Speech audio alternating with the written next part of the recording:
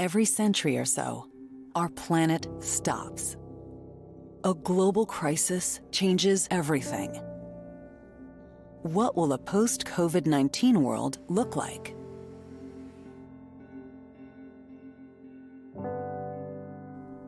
Immense disruption can spur reinvention in healthcare, social welfare, work, education, and business. Faced with catastrophe, societies can crumble or gain strength. Countries can go to war or find new ways to work together. Governments can use new technologies as a tool for creation or destruction. The Bloomberg New Economy connects leaders of East and West to discuss a better world.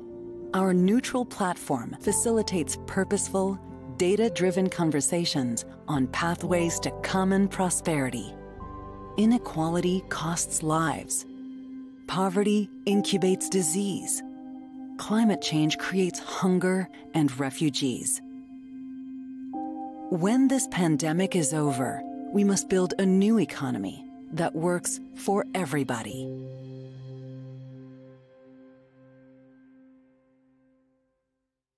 Greetings and welcome to Bloomberg New Economy Conversations, the series where we explore how businesses and governments around the world are responding to the coronavirus pandemic. Today's conversation, Saving Global Trade, seeks to uncover solutions for how to repair the multilateral trading system.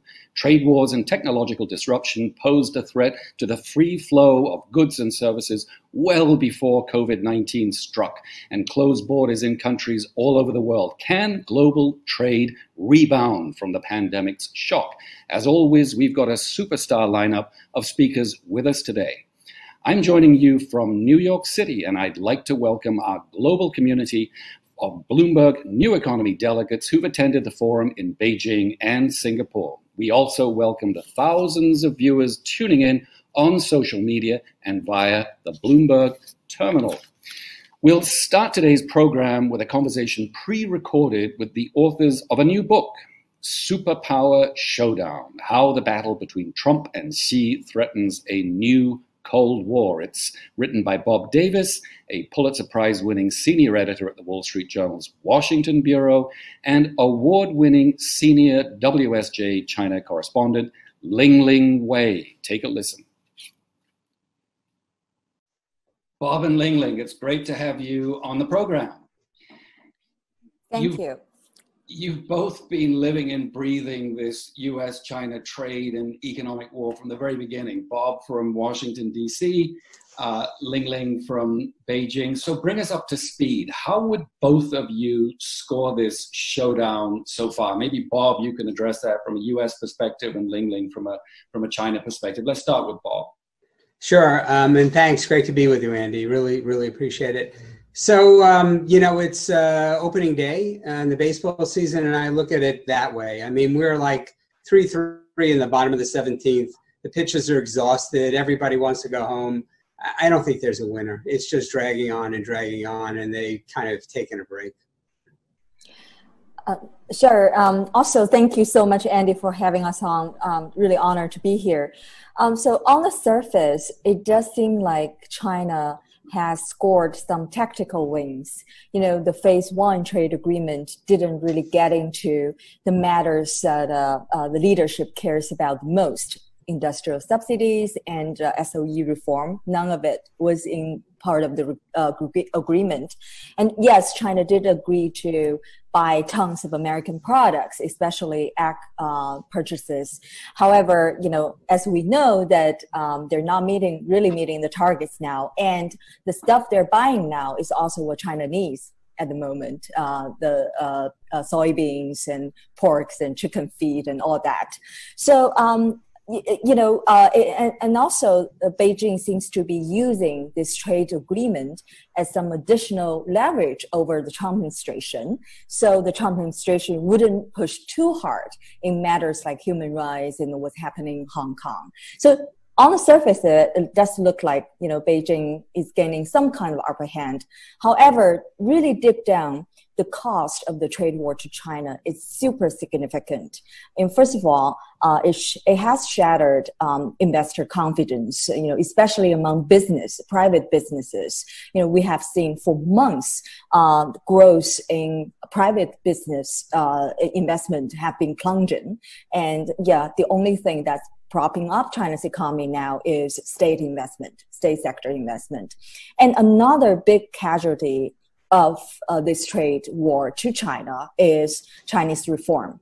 Right now, there's no momentum to carry out all those needed changes to the Chinese economy. So longer term, I really think, if the reform momentum doesn't come back, it's really hard to see China will win in the long run. Bob, a lot of people congratulate Trump on standing up to China, but fault him for his tactics. What should he have done differently? Well, I mean, I agree with Lingling. The reform effort in China is stalled. The U.S. isn't going to really get the purchases they expect. So you got to kind of look at it from the U.S. perspective. What did they get out of it? I mean, has China changed in any significant way? I wouldn't say it's changed at all.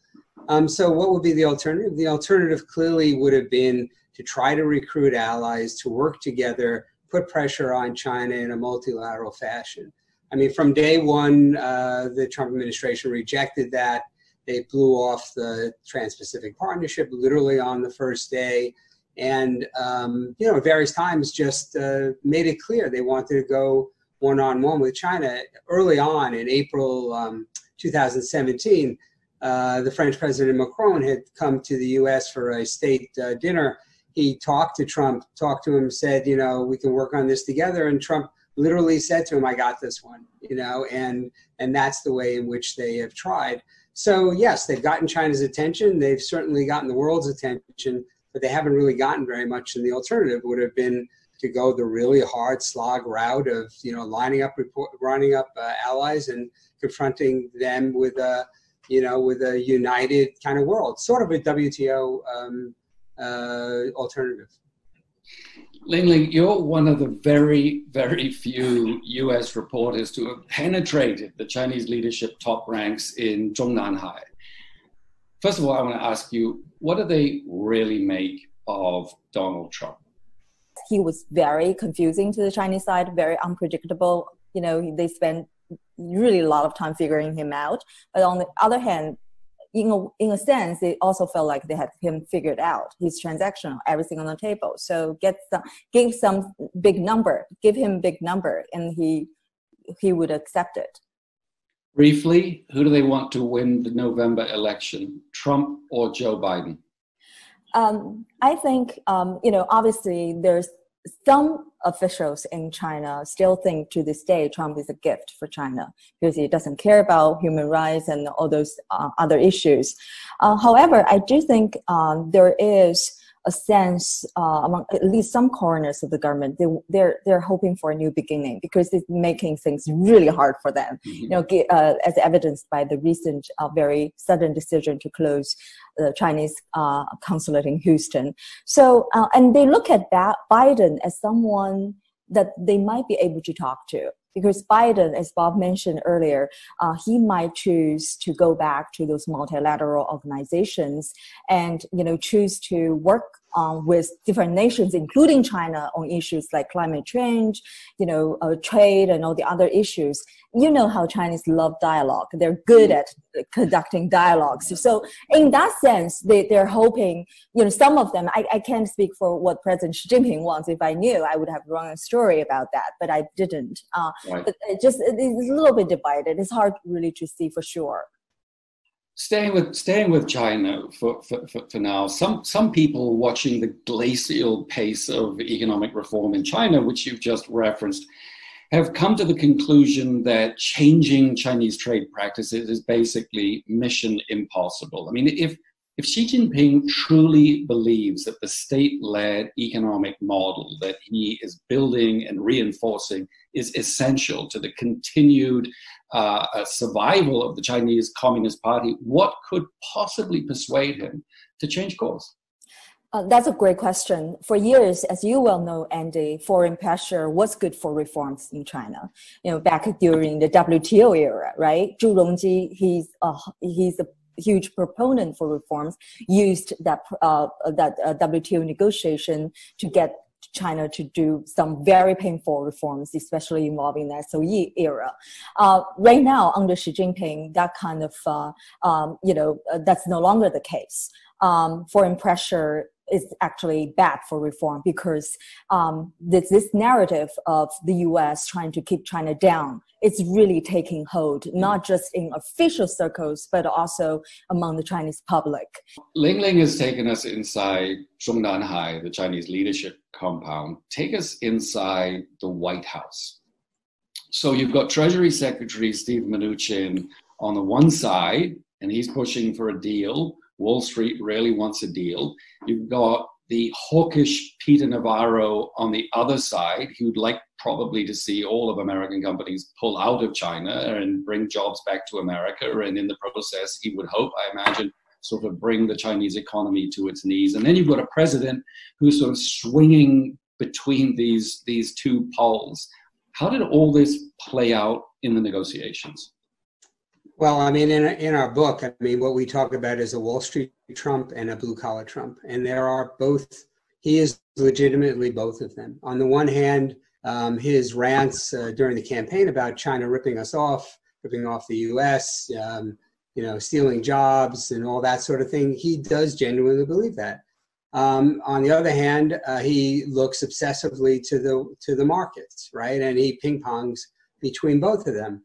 I mean, you see that playing out in his aides also, as you laid out. There are people in that White House who believe that China is the greatest threat to the United States since the rise of fascism in the 1930s. He is not one of them. There are people in that White House who think, China's a problem. Certainly it's a problem, but, there's a lot of problems in the global economy. And, let's not let this get out of hand. And he's not one of them either. So he goes from pole to pole, and the different advisors play off of that. And so at some points you see the sort of blue-collarish, the Navarro and Lighthizer wing kind of win out. At other times, he pulls back when the markets react. The clearest signal for watching somebody is unpredictable as Trump is, what are the markets doing? If the markets react, you can count within a week he'll back off on whatever it is. I think you can see this now on closing consulates, this speech, that speech against China. If the markets move, then it'll tamper down. If they don't, you'll see more. Bob, we're rapidly running out of time here. I just want to ask a couple more questions. I know you did a lot of reporting on the impact of Chinese exports on U.S. manufacturing communities, the so-called China shock, right? It resulted in several million lost jobs in places like Pennsylvania, Michigan, North Carolina, and helped propel Donald Trump to victory in the last election. What's happened to those communities since then? Will they vote for him again? Well, a lot of those communities have been, they're factory towns we're talking about basically in the Southeast and the Midwest. And factory towns have not done particularly well under Trump. Even before COVID, manufacturing employment's down, the tariffs hit. They might protect some companies, but there are many more companies that use products than produce products. So, they were not beneficiaries of this trade pact or this trade fight, and neither were the farmers. On the other hand, there are many, many, many other reasons workers and farmers are, supportive of Trump. I don't think he's lost, I'm doing a story now on factory towns. I don't notice any, shrinking away. It's all the sort of other kind of people, right? The suburban housewives, the sort of classics that you hear about that where you see the shrinkage. But his base is still pretty damn strong. Okay, quick one for both of you. This showdown is obviously much more than trade. We've gone from a trade war to a tech war to a talent war to a financial war. And now business leaders like Ray Dalio or Bridgewater are warning about a shooting war. What is the sequel to Superpower Showdown? Where is this story going? Briefly, from each of you. Well, I mean, a shooting war is like, end of the world scenario. So no, I don't think we're going there. We never got into a shooting war with the Soviet Union. I don't see why in the world we would possibly get, to that extent. I mean, I think we are probably at this point in a Cold War, right? I mean, it's a different sort of Cold War, but I think we're in it. I think one thing that's really hard to tell, I mean, we're also in the silly season, right? I mean, we got 3 months to an election. So, I mean, all the sort of tough, steps that Trump is taking. If he wins a second term, does he really continue to that level? And if Biden, defeats him, I think the long-term trend is toward disengagement. But clearly, the tone will change enormously. Last word to you, Lingling. Sure. It's kind of ironic in a way, right? So trade was the area where the relationship started to crumble, and now trade is one of the few remaining channels where both sides still talking to each other. So right now, this relationship really is hanging by a very, very thin thread. And by many other measures, we're already in a new Cold War. I would just hope that, Chinese officials often say that the ball is in the U.S. court in terms of, the future of the U.S. China relationship. I would say it's in China's court as well. Let's hope President Xi Jinping still means it when he says there are 1,000 reasons to have a good U.S. China relationship, not one single reason to spoil it. Let's hope he still believes that. Bob Davis, Lingling Wei, Superpower Showdown. Great book. Thanks for being with us today. Thank you so much. Our thanks to Bob Davis and Lingling Wei for taking the time to join us. Now it's my pleasure to introduce our three guests for today's panel discussion to give us their thoughts. Ambassador Charlene Barshefsky is the Senior International Partner at WilmerHale in Washington, D.C., chairing the firm's International Trade, Investment, and Market Access Group. Ambassador Barshefsky served as the United States Trade Representative from 1997 to 2001, and in that role negotiated China's entry into the World Trade Organization. Charlene, thank you for joining us. Great pleasure to be here, Andy. Thank you. Peter Mandelson is co-founder and chairman of Global Counsel, a regulatory, political risk, and public policy advisory business with offices in London, Brussels, Washington, and Singapore. Lord Mandelson is a former European Trade Commissioner and British First Secretary of State. Welcome to the program, Peter. Very nice to be with you, Andy. Thanks. Finally, Austin Ramirez is president and CEO of Husco International, a privately held engineering and manufacturing company. He also serves as a director of the National Association of Manufacturers, the Association of Equipment Manufacturers, and Old National Bancorp. Thank you for being here today, Austin. Thanks, Andy. It's great to be here. Okay, picking up on where we left off with Bob and Lingling. Charlene, in a recent article in Foreign Affairs magazine, your successor as the U.S. Trade Representative in the Trump administration, Robert Lighthizer, writes, and I quote, "No trade policy decision since the end of World War II proved more devastating to working people than the extension of permanent normal trade relations to China in 2000. Of course, that was the deal that you pushed through." Lighthizer says that Trump's trade policy is all about restoring manufacturing jobs, including those lost to China under arrangements that you put in place. Would you agree that the way things have turned out, American workers have indeed suffered grievously, and that trade policy needs to change to support them? Well, first of all, let's look at the Trump trade policy record.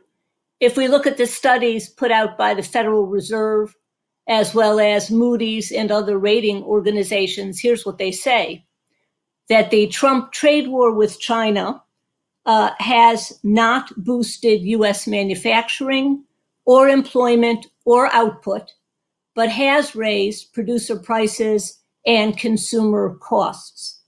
The estimated job loss from the trade war in the U.S. is 300,000. And it's estimated that the trade war, because it costs consumers, it's producers and consumers in the U.S. that pay for the tariffs, not China. Those consumers have paid dearly for the trade war. The average American family is $800 poorer a year, and that wipes out the benefit of tax breaks that they had earlier received. Husco International makes parts for companies like Ford, General Motors, John Deere, Caterpillar. Duties on those parts shot up at the start of the U.S. China trade war. What has been the effect on your business and the workers that you employ in the United States and indeed all over the world? Yeah, sure. The short answer is it's been expensive. We source a lot of components from China for all of our global factories. And as you mentioned, the consumption in the U.S., we were hit by 25% tariffs on most of those parts. So we've had to adapt. We've pushed some of the cost increase down in our supply base. We've moved some parts around. We pushed some onto our customers. And we've adapted to the new reality. I think that the bigger danger is in the long term. These tariffs make us less competitive, especially vis-a-vis our competitors in Japan and Germany that are manufacturing with components from China and not having to pay these tariffs. So in the short term, we've adapted. It's certainly decreased our profitability. We've had to raise our prices. And in the long term, I worry about its competitive impact. One thing I want to respond to from an earlier point, though, is this narrative that manufacturing in the U.S. has somehow been decimated over the last 20 years. And the reality is that since 2000, manufacturing output in the U.S. has increased steadily. We're making more stuff now than we ever have. And admittedly, we're doing it with less people. But that's because technology has developed and productivity has gone up, not because those jobs have been stolen by China. So I just think that narrative that manufacturing has somehow been wiped out in the U.S. is a false one. And the impact of the trade war on jobs? Are you laying off staff in the United States? I mean, what's been the impact on the labor force? Yeah, on the margin, it's hurt. We've had to move some things around. We have components that we used to build in the U.S. for customers that we shipped it to Brazil, is a good example, that we can no longer afford to make those in the U.S. because of the tariffs. So we've had to shift some work to our plant in India or the UK or other markets. But the impact on employment hasn't been severe in the short term. In the long term, I worry that it damages our competitiveness. So you have manufacturing facilities in China, and I want to ask you this. Just the other day, the U.S. Attorney General William Barr called out U.S. companies for what he said was corporate appeasement of China. How are CEOs with businesses in China like yours reacting to those kinds of threats and warnings? Well, I mean, we react to policy, not rhetoric, first of all, and I think we're not alone in that.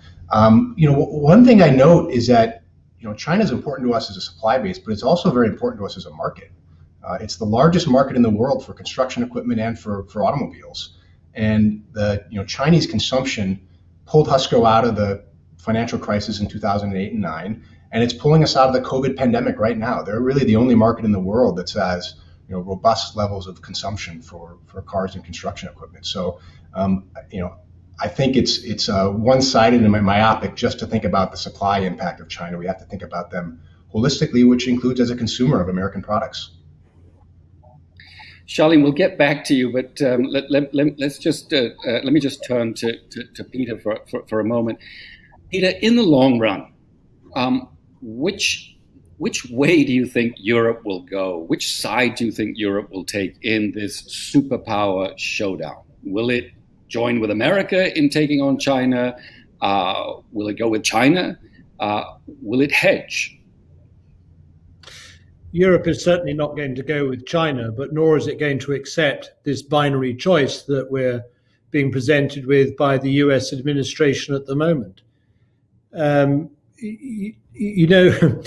American policy, without doubt, in any sort of tariff war, can inflict damage, harm on an adversary. US policy of this kind can slow down China. It can increase the costs and the risks for China in the global economy. But I think the European evaluation is that that approach is not going to defeat China. And therefore, we're better off managing China's arrival on the global scene, that it's better to integrate China to the international system. And that really will be, in my view, the continuing thrust of European policy. Right now, it seems that Europe is losing patience with China too. The trade talks seem to be going nowhere. Governments around Europe are starting to screen out Chinese inbound investment, particularly in high technology. Market access for Europeans is the big issue. If the job is, as you put it, integrating China more with the global economy, how do you go about it? What's a smarter approach? Well, there's a lot of European tension about China. Don't get me wrong.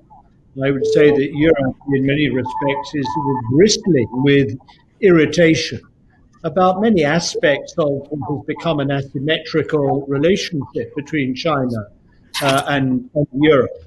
There's irritation that in Europe we're much more open to China than China is open to us. Yes, they've reduced or eliminated tariffs on the border, but behind the border, they persist with regulatory, licensing, and other restrictions that we don't operate in Europe. There's a lot of anger about IP protection and IP theft, and there's a lot of disquiet about the super industrial policy machine and the subsidies that China operates, and which distort international competition between Chinese companies and foreign ones. So there's a lot to fall out about between Europe and China. And remember, when I was trade commissioner in Europe, I described China as a juggernaut out of control in the international trading system. And so we will continue to press China very, very hard indeed for a rebalancing. We don't, by the way, like either China's bullying behavior and activities towards countries that criticize Chinese policies and activities. We don't like any of that. And so we'll continue to operate pressure on China, but we are going to resist what is a binary choice, or an attempt to foist a binary choice on us, or the United States. It's a false choice. It's not one that we're going to make. We need to be present in both these big markets, even though in security terms, political terms, democratic terms, in almost every other respect, of course, we are aligned in Europe with the United States. But we're not going to make that binary trade and economic choice in the way that the present American administration would like us to do. Has actually made a choice, but it certainly seems to be leaning very heavily now towards the United States. Its decision to ban Huawei from its 5G networks was a watershed. It seems to have erased this golden era of relations with China, the narrative pushed by the former Cameron government. How do you think China will respond? Long term, can a Britain newly separated from its largest market in Europe afford to alienate the world's largest economy, the second largest economy? Well, I don't think so. I mean, I don't quite know where we're going to get our trade from and where we're going to make our living. We have cancelled and severed our privileged trading relationship with Europe. We already have a very, very substantial trade and investment relationship with the United States, but the United States is also a fairly well protected economy and market as well. Where else are we going to go if we're also going to cut ourselves off from China? And by the way, the United Kingdom government did not want to make the decision it did over Huawei. It did so very reluctantly. It felt it was left with absolutely no alternative because of the strength and ferocity of American sanctions. The United States was also very effectively burrowing away into the ranks of conservative MPs who were undermining the government's position on Huawei.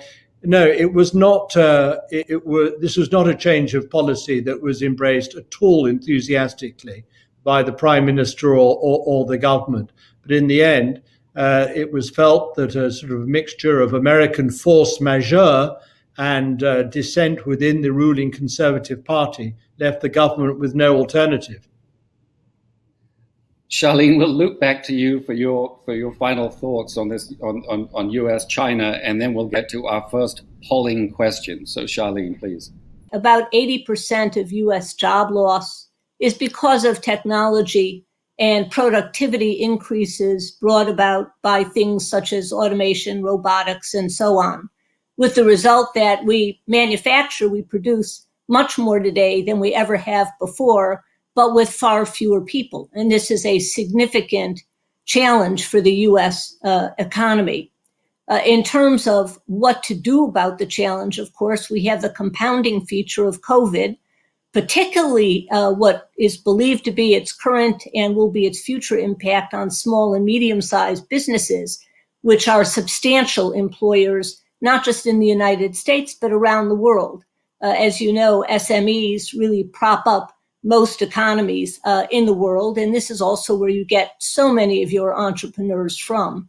So this is an enormous challenge for the U.S., for Europe, for countries around the world, and particularly hard hit, of course, are developing countries, which don't have the same monetary and fiscal space that the U.S., Europe, and other wealthy countries have to stabilize the economy. So job one is to stabilize the economy, which is really what these accommodative measures have done. I think step two is to redirect some of this financing, some of this stimulus, if you will, stability money into public goods, particularly public health, but other areas of public goods, such as education, which have substantial long-term benefits. I think we have to look further at retraining, reskilling in a serious way. But in the meantime, proposals for income insurance or a national minimum income, I think, have to be looked at very, very seriously. People shouldn't have to choose between food and rent or food and medicine. That's simply an unacceptable situation for the polity as a whole. And then I think the U.S. needs to decide what direction it's going in. Where is this country going? What's the plan? What's the vision for the United States 5 years, 10 years, 20 years from now? And build the kind of workforce and resiliency that we are going to have to reach that goal. But when you don't have a goal, when you have no vision for the country, and we are simply adrift, particularly in the face of China, which has very well-defined goals and priorities, then we are not destined to fix a number of problems, and most especially the employment problem in the United States. Thanks, Charlene. Let's move now to our first polling question, if we've got that ready. First, a question for our audience. How do you think existing trade agreements impact workers where you live? Three options. Generally, existing trade agreements are harmful to workers. They are helpful to workers. They have no impact on workers where I live. Those are the three options. And while we're waiting for the audience to submit their answers, let me go to our first audience question. This one comes from Finbar Birmingham, and he's an editor at the South China Morning Post in Hong Kong. He asks, how far do you think decoupling will go, and which areas of it worries you the most? I don't know, Peter, do you want to have a go at that one? Decoupling. How far is it going to go? I can't tell how far it's going to go. I'm sure that if Mr. Trump is re-elected as president in November, he will try to pursue it as far and fast as he possibly can. I don't believe that should Mr. Biden be elected, he will pursue that policy with the same intensity. That's not to say that he's going to drop the China ball. I don't think he is. I think that there's a fairly settled view that having caught the attention of Chinese leaders, the United States has to continue to press home its demands, its pressure for economic reform and change in China's openness and its trade policies and behavior. But if you ask me where I'm most worried, it is essentially in the field of international standards. I think the internationalization of standards has been a huge benefit and boost to global growth and prosperity. I mean, you just have to look at the way in which containers, for example, comply with international standards to see what a huge contribution that has made. Now, if you look now at in the area of telecommunications and information sharing and transfer, again, the internationalization of standards or the convergence of standards there has brought huge benefits to consumers and to business efficiency.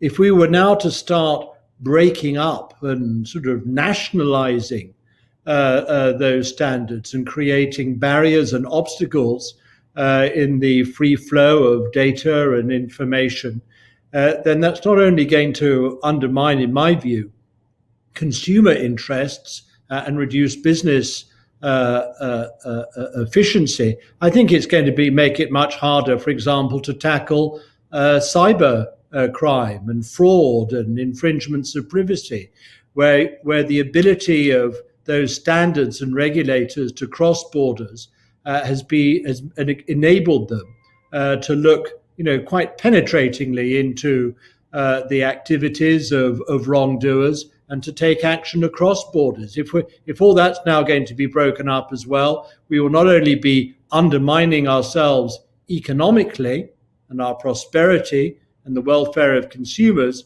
but we'll also be offering a gift to cyber criminals. Okay, on the question of trade agreements and their impact on workers, our audience seems to be pretty much split. 45% think trade deals are helpful, and 35% think that they are harmful. I want to bring in another audience question. This one is from Robert Wall, and he is a partner at Mayer Browne, LLP, in Hong Kong. Robert asks, 20 years after WTO accession, why were there no repercussions for China remaining essentially a closed economy with massive state-owned enterprises dominating economic activity, capital controls, a non-convertible renminbi, and foreign investment restrictions in every sector? Charlene, what are your thoughts?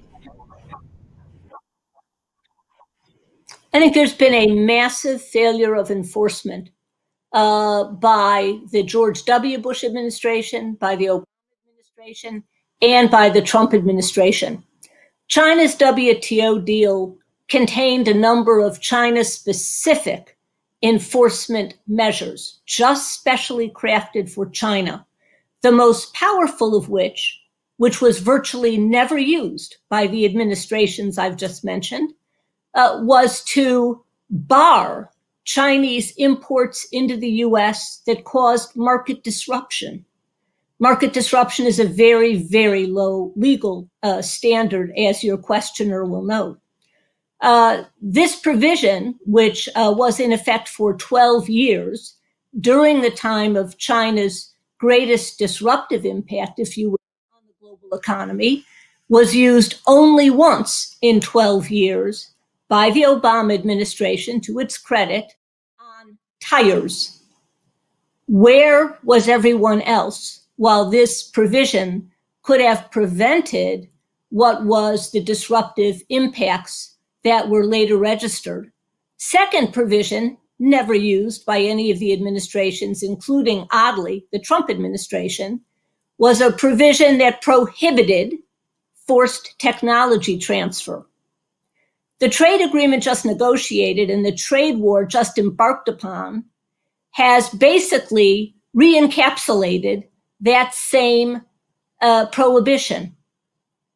It's been there since 1999, and yet no administration has used it.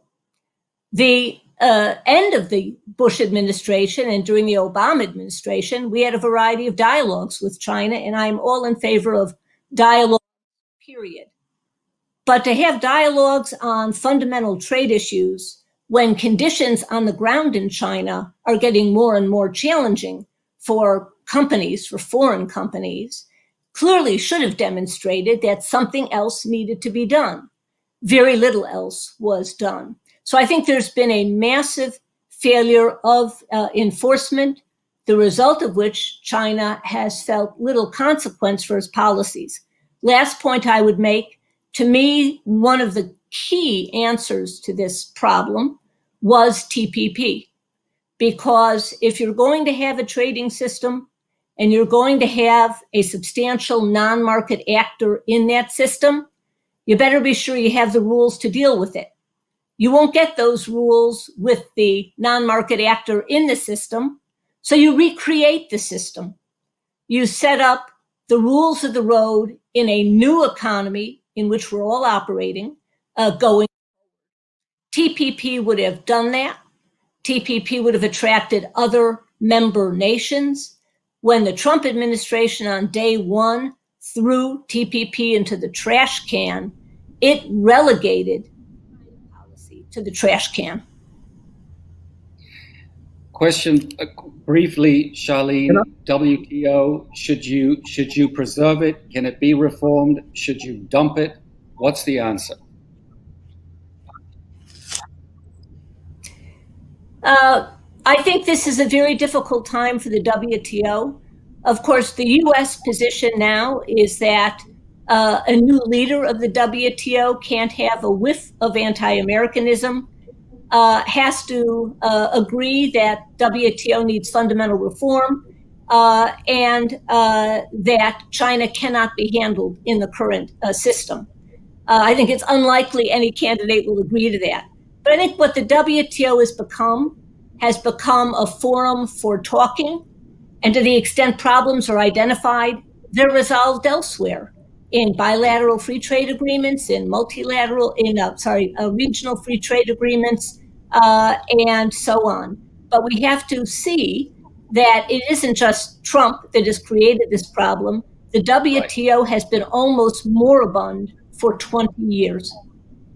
Peter, you wanted at one point to be that leader. You threw your hat into the ring to run the WTO. Why? What made you think that this organization could be reformed? Right, I threw my hat in the ring because I'm a believer in trade as the principal conveyor belt of growth and prosperity in the world, that it needs to operate within a rules-based system where there is both mutual interest and mutual agreement. But I also believe that the WTO rulebook needs updating.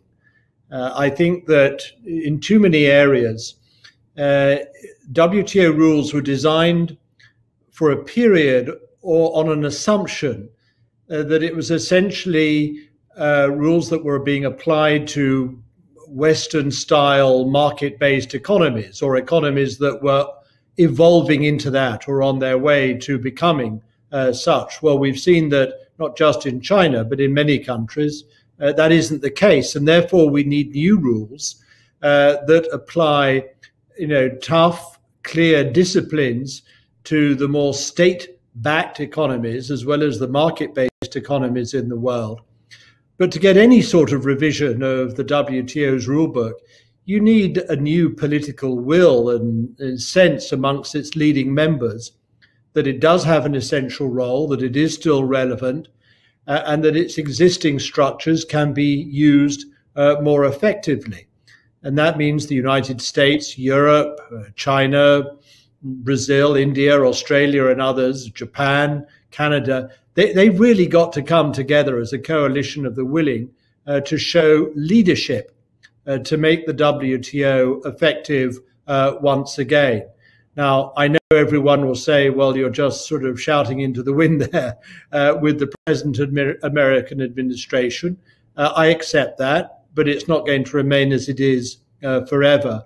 And therefore, I hope that the United States, under a different president, will work closely in such a coalition with its allies to bring change. I would just add one postscript to what Charlene said about enforcement of rules. I couldn't agree with her more. Whilst I think some rules need to be updated and revised, others need to be enforced. When I was Trade Commissioner, I instituted proceedings within the European Union to take action and to adopt countervailing duties against Chinese industrial subsidies. I had two problems. One was in defining the subsidy and just getting at that subsidy within the rules of the WTO. But also I found that there were very many European producers and manufacturers located in China who frankly were benefiting from those subsidies and didn't actually want me to attack them at the end of the day. So what we do have to see this in the round here. That's why I say it's not black and white. There's not a binary, right and wrong for China or against China. There are so many Western interests present in China that are being pursued very actively and to the benefit of those interests and companies and their employees and investors. Let's remember that. But nonetheless, alongside that, we do need a recalibration. We do need a rebalancing of the relationship between China and the rest of the world. And I believe we have to pursue that very vigorously. Let's before we get to Austin, I want to get your take on the WTO and so on. But before we do that, let's move to let's hear what the audience thinks about the WTO and move to our second polling question. What action should be taken regarding the WTO? None. Continue with the status quo. It should be reformed. It should be scrapped. It should be abolished. Those are the three answers. Austin, businesses want predictability more than anything. When it comes to trade, the future has never seemed more uncertain. Ideally, what global trading architecture would you, as a business leader, like to see? Well, I think an effective WTO would be the foundation of that. Whether that's possible or not is a separate question. But as you said, we're looking for stability. We're looking for low trade barriers, whether they're tariffs or other non-tariff barriers. And I think it's really hard to achieve that in a unilateral or bilateral trade agreement world. Fully in agreement with that sentiment, Austin. 93% think it should be reformed. Only 5% want to dump the WTO. Okay. Quickly, an audience question here. This one comes from Tom Weiler, a Senior Vice President for Global Strategy at PSB Capital Partners in Chicago. Tom says, trade enforcement has become such a political hot potato. How do we reform our approach to enforcement such that it is not politicized, but moves faster with greater accountability? Charlene, very briefly, because we've got a lot to get through. We want to get to questions about the future of globalization and hear from Austin. Sure. I think that the dispute settlement function in the WTO, which is a hallmark of the WTO and should be preserved at all costs, needs to be reformed. Proceedings take way too long. The outcome is uncertain. The offending party can keep on offending until the proceeding ends, which could be years and years after it was brought. These things have to change. And frankly, the U.S. has to have a bit of a thicker skin. You don't win every case you bring. You don't win every case you go to court with. And, you win some and you lose some. For the U.S., losing anything seems to be unacceptable. And I think, frankly, that's not a position that can stand scrutiny. Okay, globalization. Let's talk about that and COVID-19 and the impact that it's likely to have on global trade. Austin, starting with you. In the West, there's a widespread view that globalization has overshot. That global supply chains are now optimized for efficiency, and they need to be retooled to make them more resilient to shocks like this pandemic. In fact, we have a chart, if we could bring that up, that shows how much trade with China fell year over year with the rest of the world in January, February of 2020. A dramatic fall off in trade. Austin, how is your business responding to this crisis? Are you reworking your supply chains? Andy, this is going to sound really counterintuitive, but my lesson of the last 3.5 years, and that's inclusive of both the trade disputes as well as the COVID pandemic, is that a global supply chain is a resilient supply chain. And I think the key lesson, though, is you can't over-index into any single market. And there has been a problem over the last several decades of over-indexing in China for a lot of U.S. manufacturers. So right now we are retooling our supply chain, but it's not necessarily coming back to the U.S. or even to NAFTA. It's going to other parts of the world where we can still have cost-effective supply chains, but it's much more diversified. And we often have dual suppliers for single components or component categories so that we can shift our supply base in response to changes in currency rates or tariffs or global pandemics or anything else. So again, I think the lesson for Husco is that we need to be more global in our supply chain, not less. So we're getting a lot of questions coming in for you, Austin. Here's one from Jenny Guan, who's the CIO of Quantscape Asset Management in San Francisco. She asks, could new technologies such as 3D printing move production closer to end users and help to shorten the whole production chain? Yeah, absolutely. I mean, 3D printing is a really interesting case study. Right now, it's primarily used for prototypes and short-run production. Over time, as that technology develops, it could upend entire supply chains.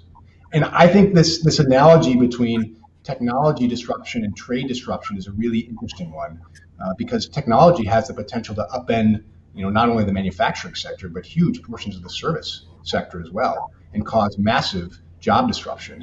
And I think we're paying a lot less attention in terms of our policy tool set to how we address this issue of job disruption from technology as we are job disruption from trade.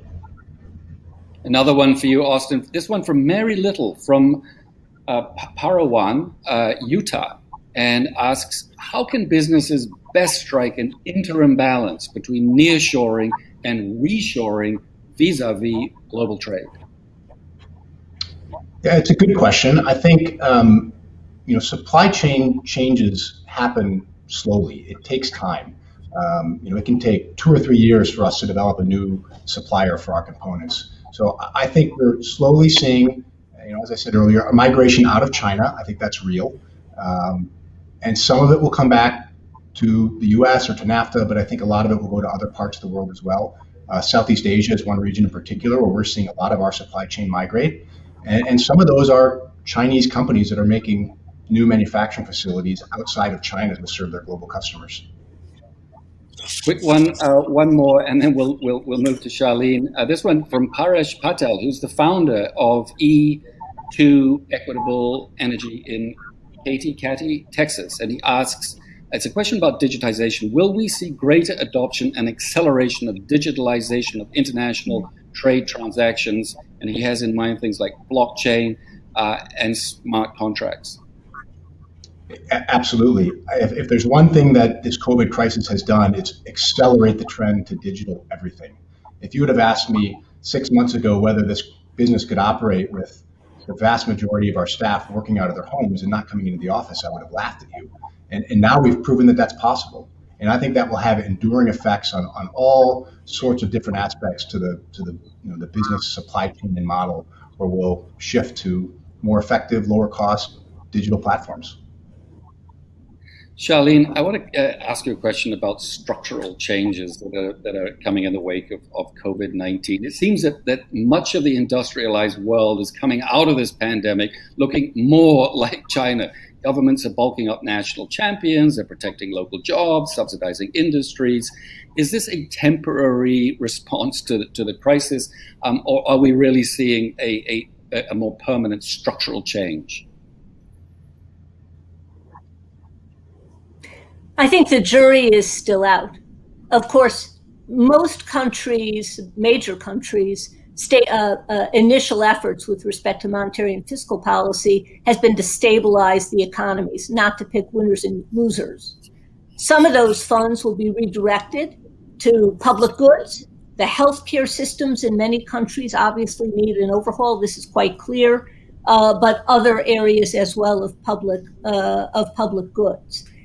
A country like China had already reverted to a heavily statist model, particularly in the last 10 years, as it diverged more and more and more from global market economics and into state-led, very aggressive and well-funded industrial policy.